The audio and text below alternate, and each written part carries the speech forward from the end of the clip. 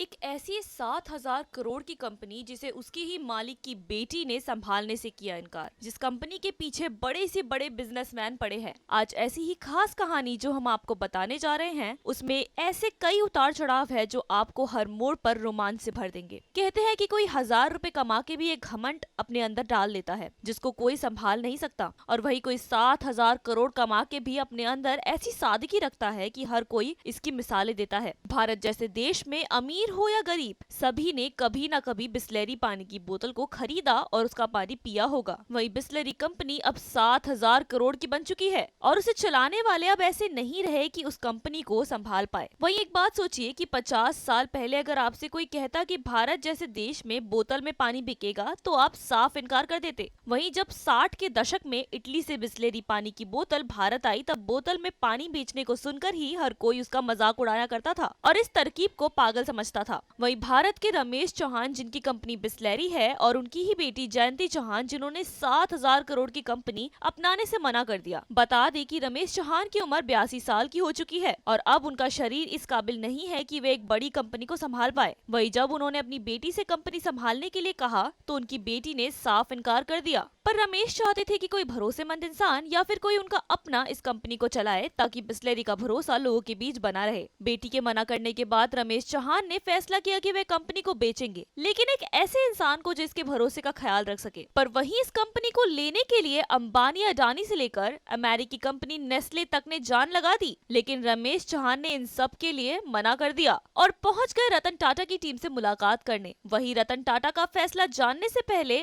आप ये जान लीजिए कि बिस्लेरी बॉटल का इतिहास क्या है, जिसमें ये बताया गया है कि कैसे 5,000 की कंपनी 7,000 करोड़ की बन चुकी है और क्यों बिस्लेरी का कोई कॉम्पिटिटर भी पैदा नहीं हुआ। बिस्लेरी पहले इटली की कंपनी थी। ये शुरुआत में पानी नहीं बल्कि मलेरिया की दवाई बेचती थी। इसकी स्थापना इटली के बिजनेसमैन विलियम्स बिस्लेरी ने की थी। उन्होंने अपने नाम पर ही कंपनी का नाम बिस्लेरी रखा और बिस्लेरी नाम से पानी बेचने का प्लान बनाया। वही उनकी मौत के बाद उनके फैमिली डॉक्टर जोश ने बिजनेस को आगे ले जाने की जिम्मेदारी उठाई थी। 60 के दशक में जब बिस्लेरी ने भारत में एंट्री की तो उस वक्त हर कोई बोतल में पानी बेचने को सुनते ही मजाक उड़ाया करता था। साल 1965 में मुंबई के थाने में पहला बिस्लेरी बॉटल प्लांट स्थापित किया गया। उस समय मुंबई में कांच की बोतल में पानी बेचना शुरू किया गया था और इन्हें बिस्लेरी बबली और बिस्लेरी स्टील के नाम से बेचा जाता था। साल 1969 में पार्ले कंपनी ने बिस्लेरी इंडिया लिमिटेड को खरीद लिया और फिर बाद में शीशों की बोतल की बजाय पीवीसी नॉन रिटेबल बोतल्स में पानी बेचना शुरू कर दिया गया था। साल 1985 में रमेश जी चौहान ने इस कंपनी को खरीद लिया और आज पानी मतलब बिस्लेरी को लोग भरोसे के साथ खरीदते हैं। वहीं अभी कंपनी रमेश चौहान के पास से टाटा के पास जाने वाली थी। तो ये थी बिस्लेरी की कहानी। अब हम आपको बताते हैं कि रमेश चौहान ने रतन टाटा पर विश्वास क्यों जताया। वहीं जब बाकी लोग बिस्लेरी कंपनी के लिए ज्यादा बोली लगा रहे थे तो उसके बावजूद भी रमेश चौहान रतन टाटा को ही बिस्लेरी कंपनी क्यों देना चाहते हैं। बता दें कि रमेश चौहान ने अपने एक इंटरव्यू में बताया था कि मुझे टाटा ग्रुप की ईमानदारी और उसके जीवन के मूल्यों का सम्मान करने वाली संस्कृति पसंद है, इस वजह से मैंने उनका चुनाव किया है। जबकि इस ब्रांड को खरीदने के लिए दूसरे पक्ष भी काफी आक्रामक थे, पर मैं रतन टाटा और उनकी टीम को पसंद करता हूँ, वे अच्छे लोग हैं। बिस्लेरी के टाटा समूह के बैनर तले आने के बाद मैं कंपनी में 1% का भी शेयर नहीं रखूंगा। मैं चाहता हूँ पूरी तरह से रतन टाटा भरोसा कायम रखे। मैं कंपनी में माइनॉरिटी स्टॉक्स लेकर क्या करूंगा